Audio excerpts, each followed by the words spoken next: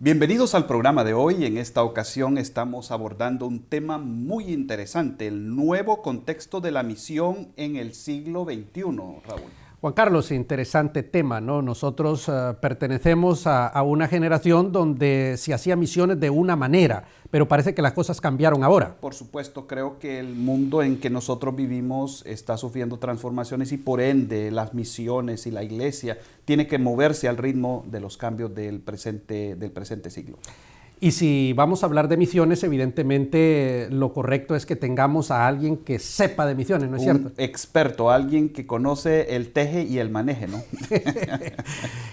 ¿Usted oyó alguna vez hablar de Comiván? Por supuesto. ¿Cuándo fue eso de Comiván? A ver. Comiván, mire, yo tengo problemas para acordarme hasta la fecha en que me casé y por eso casi me cuesta mi matrimonio, pero bueno. Casi le cuesta. Voy a darle la oportunidad para que usted mencione las fechas. Año de 1987 en San Pablo. Claro. Luis Bush organizó lo que fue el primer Comiván ahí en San Pablo, en Brasil, ¿no es cierto? Y fue un movimiento muy importante, pero después este movimiento lo tomó Rudy Girón, que es un hombre muy conocido. En su época fue el Papa de las Misiones en Iberoamérica. Interesante. Y entonces, si lo tenemos hoy con nosotros. Hombre, qué privilegio que tengamos a un hombre que es experto en el tema de las misiones. Bueno, y vamos hasta Málaga. Correcto, perfecto. Donde él está desarrollando ministerio y queremos darle la más cordial bienvenida a Pastor Girón. Muchas gracias, es un placer muy grande estar con personas tan especiales como ustedes participando en este programa. Rudy, es un honor tenerte en el programa de hoy, hermano. Yo escuché de Rudy hace muchísimos años. Como dijimos, él dirigió Comiván después de Luis Bush y fue el que organizó el evento en Acapulco. Estuvo aquí relacionado en los Estados Unidos con el movimiento de Comina, que fue el movimiento de misiones en los Estados Unidos, y hoy está en Málaga. ¿Por qué no le preguntamos a Rudy sobre el tema de Comiván y que nos ubique un poquito antes de entrar al tema de la... Por supuesto. Cuéntenos un poco más, Pastor Rudy Girón, al respecto de lo que es Comiván, sus orígenes y el rol que usted jugó en esta organización. Comiván son las siglas de la Cooperación Misionera Iberoamericana. Originalmente se llamó el primer Congreso Misionero Iberoamericano que, como correctamente Raúl mencionó, se realizó en San Pablo, Brasil en el 87. El segundo Congreso Comiván fue en Acapulco, México en 1997 y ha habido un tercer Congreso Comiván en la ciudad de Granada, España en el 2006.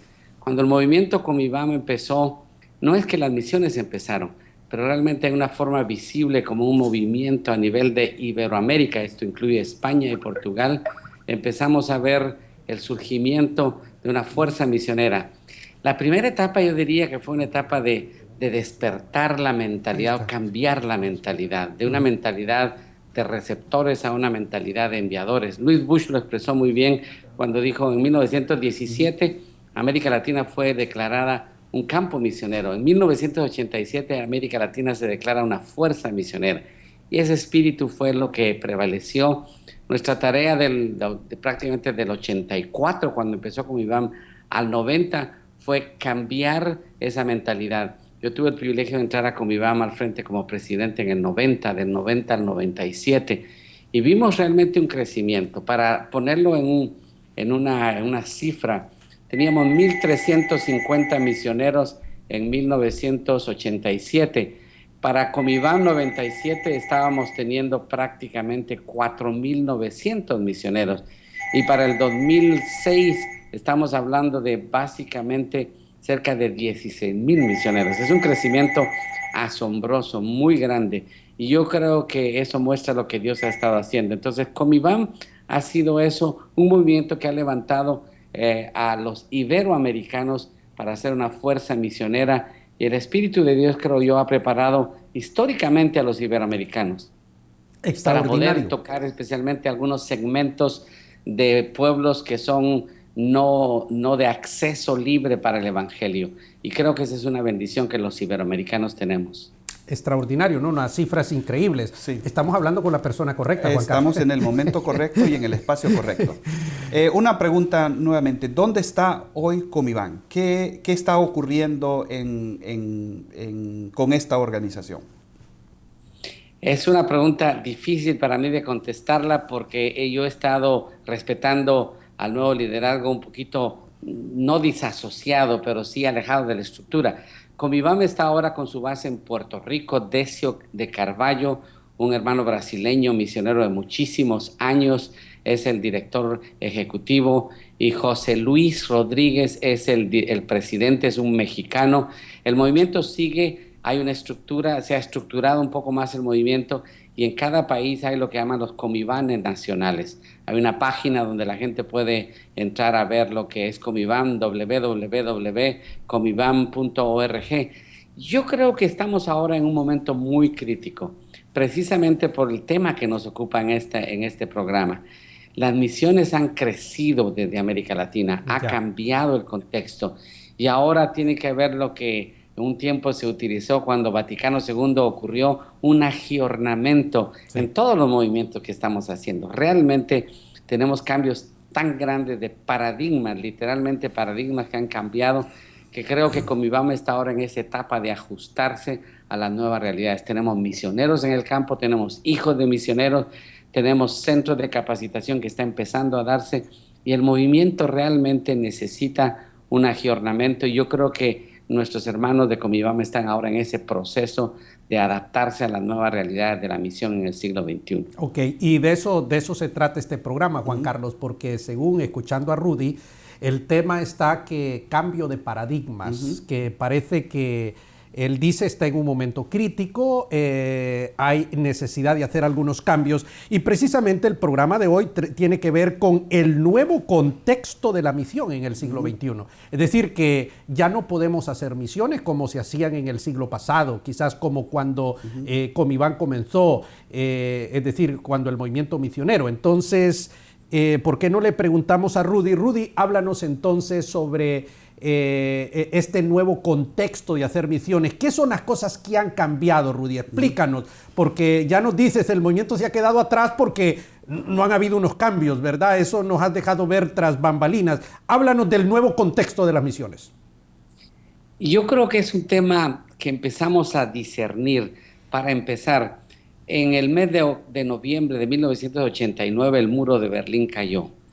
Y sociológicamente hablando podemos hablar con propiedad de un cambio de paradigma.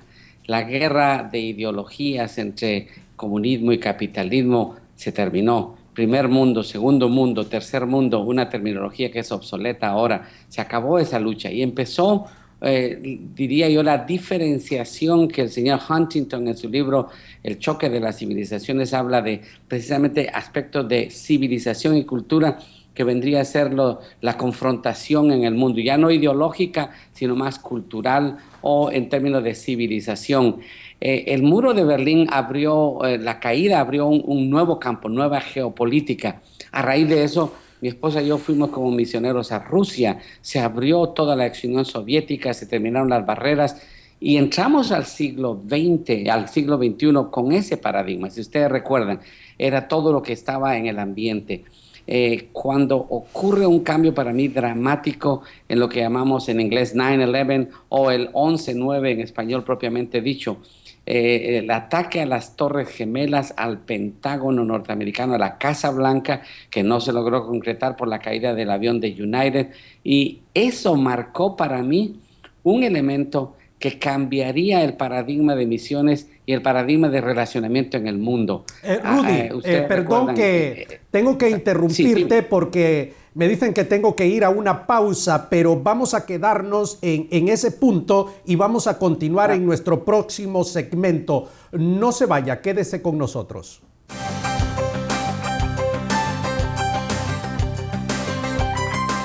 Las tendencias y nuevas tecnologías del mundo demandan un liderazgo efectivo en nuestros ministerios. ¿Estás listo para afrontarlo? Universidad para Líderes ha creado la modalidad que llevará a tu iglesia a un nuevo nivel. Tú Campus.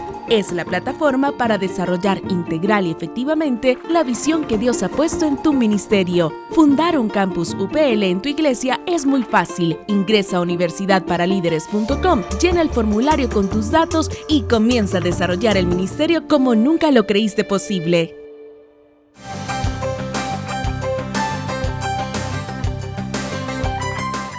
Qué bueno que está con nosotros. Estamos desarrollando este interesantísimo tema, Juan Carlos, el nuevo contexto de hacer las misiones, y tenemos a una persona que sabe lo que está hablando. Así es, y vamos a continuar hablando sobre qué impacto tuvo el 9/11 y este tipo de la caída del muro de Berlín sobre la forma como se desarrollan misiones. Correcto. Pastor Rudy, queremos que continúe con el pensamiento que usted dejó pendiente en el segmento anterior. Cuando pensamos en el 11/9, el 11 de septiembre del 2001, el ataque a las Torres Gemelas y a las estructuras del corazón mismo de esta nación, la nación norteamericana, realmente muestra el poderío y la capacidad y la disciplina del radicalismo islámico de infligir un golpe a Occidente. El tipo de terrorismo para mí cambió. En toda la década de los 60, 70, 80, 90, fin del siglo, la lucha era de la ideología capitalista contra el comunismo o viceversa, y había terrorismo en ese sentido. Ustedes recuerdan el término guerrillero que se creó en América Latina, los movimientos que surgieron en Asia, etcétera. Pero esto que pasó en el 11/9 es un cambio totalmente diferente en el terrorismo, porque ya no es un terrorismo de izquierda contra la derecha, sino es un terrorismo en el sentido de civilización, ya no ideológico. Es el radicalismo islámico, y hay que aclarar, es el radicalismo islámico, porque el Islam en general no es radical, pero hay facciones radicales que decidieron atacar. Y yo quiero terminar este segmento diciendo algo. Los jóvenes que perpetraron ese acto terrorista gastaron una década en prepararse. Hay una misión metódica, sistemática, intencional, y esta gente está dispuesta a capacitarse y a prepararse y a invertir muchísimo para lograr sus fines. Son lamentablemente fines negativos que nadie aplaude, pero es algo que tenemos que aprender nosotros si queremos hacer la misión correctamente. Tenemos que invertir en preparar a aquellos que van a ir. Yo creo que una de las diferencias grandes que debe haber en el movimiento misionero en el siglo XXI es que seamos responsables en la capacitación y la preparación de aquellos que realizan la misión.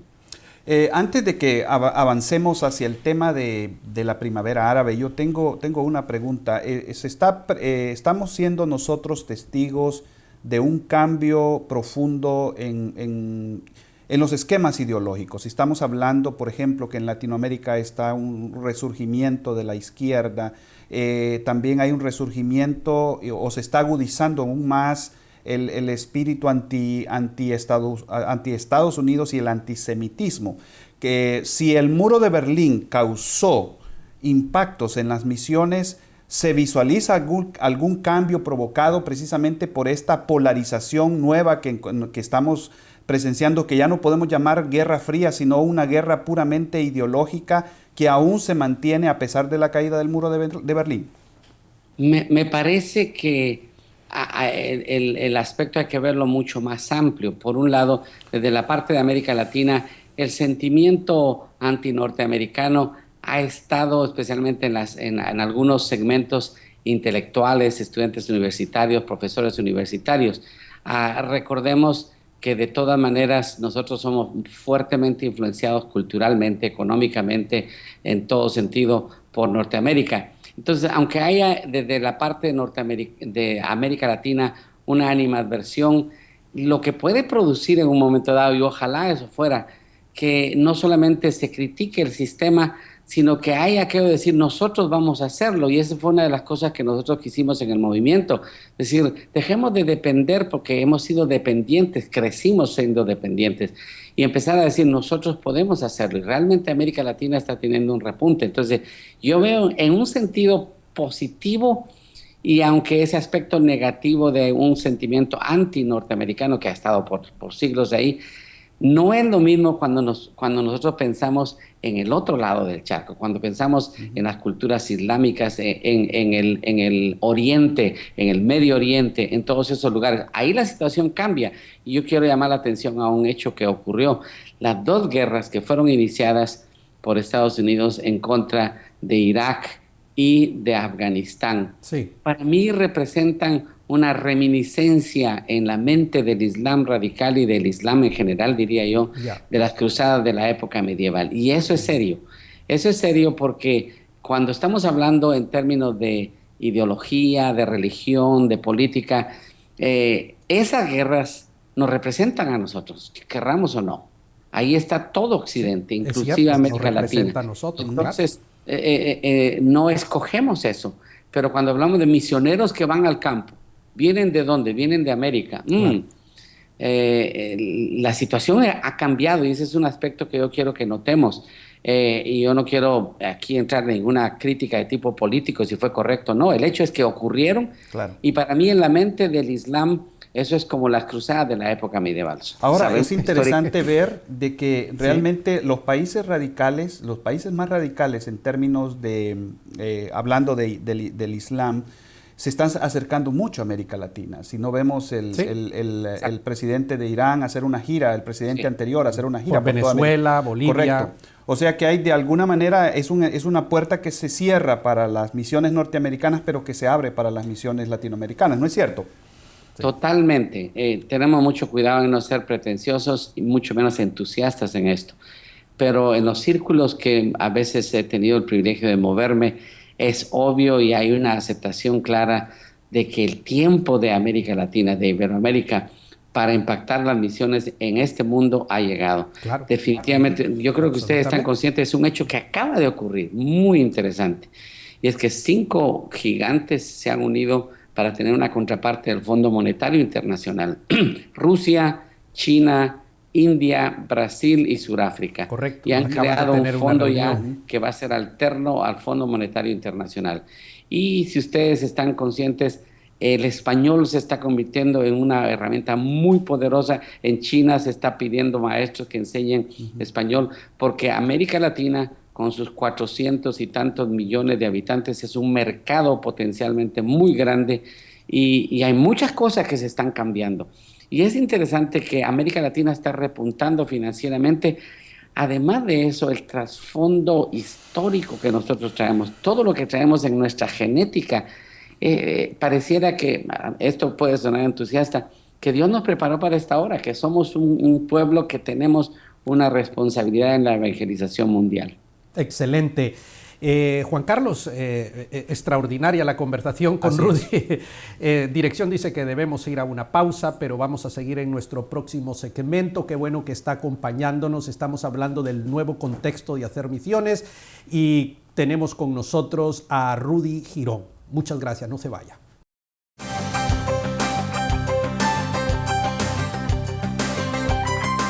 Las tendencias y nuevas tecnologías del mundo demandan un liderazgo efectivo en nuestros ministerios. ¿Estás listo para afrontarlo? Universidad para Líderes ha creado la modalidad que llevará a tu iglesia a un nuevo nivel, Tu Campus. Es la plataforma para desarrollar integral y efectivamente la visión que Dios ha puesto en tu ministerio. Fundar un campus UPL en tu iglesia es muy fácil. Ingresa a universidadparalíderes.com, llena el formulario con tus datos y comienza a desarrollar el ministerio como nunca lo creíste posible.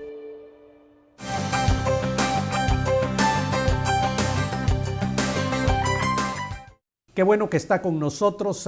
Tenemos un programa muy especial, Juan Carlos. En esta ocasión tenemos a Rudy Girón hablando sobre cómo hacer misiones en el siglo XXI. Rudy, por favor, dinos puntualmente cuáles son las cosas nuevas que la iglesia debe hacer en el siglo XXI para no quedarse atrás con el tema de las misiones. Te escuchamos.